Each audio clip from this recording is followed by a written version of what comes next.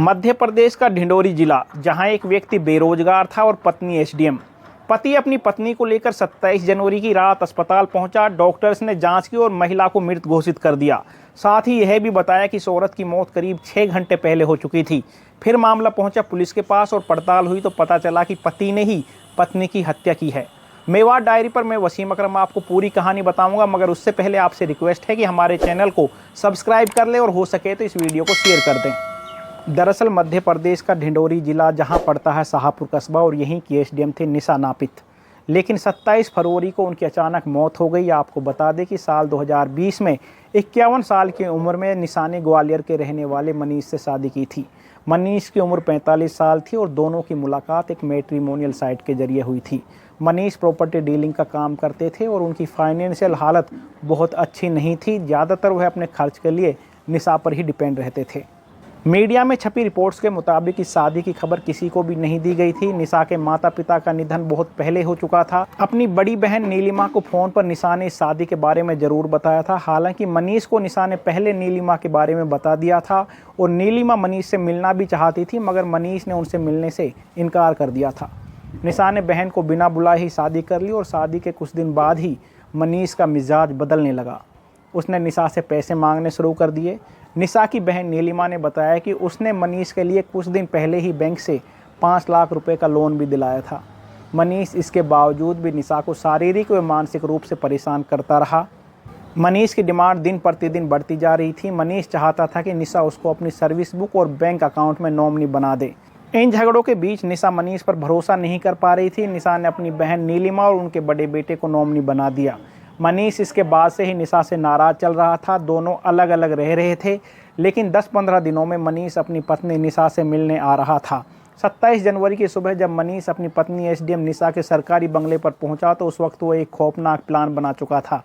मनीष ने निशा का मुंह तकिए से दबा दिया। निशा कुछ पल तड़पी और उसके बाद उनकी मौत हो गई। मनीष ने हत्या में इस्तेमाल किया गया तकिया और बेडशीट धुलने के लिए वॉशिंग मशीन में डाल दिया और मौत के 6 घंटे बाद निशा को लेकर अस्पताल पहुंचा।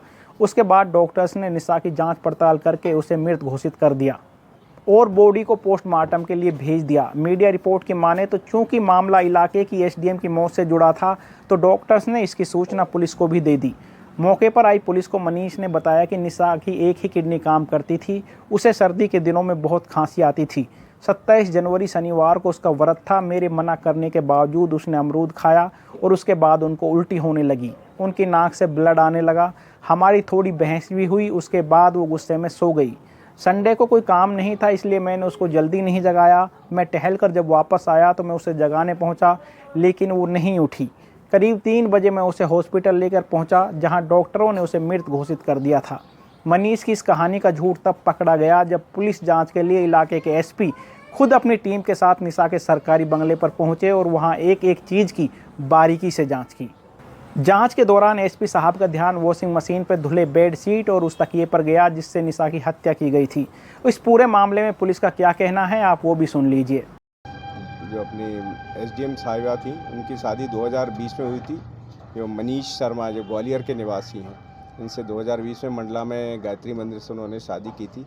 बाद में उनका पारिवारिक जीवन बड़ा तनावपूर्ण रहा है और ये जो मनीष शर्मा उनको परेशान भी करता था और साथ में उनकी जो सर्विस बुक में है, बैंक अकाउंट्स वगैरह में अपना नामिनी दर्ज कराना चाहता था। पुलिस ने पीएम रिपोर्ट और अन्य सबूतों के आधार पर पति मनीष शर्मा के खिलाफ आईपीसी की धारा 302, 304B और वे 201 के तहत मामला दर्ज करके गिरफ्तार कर लिया है।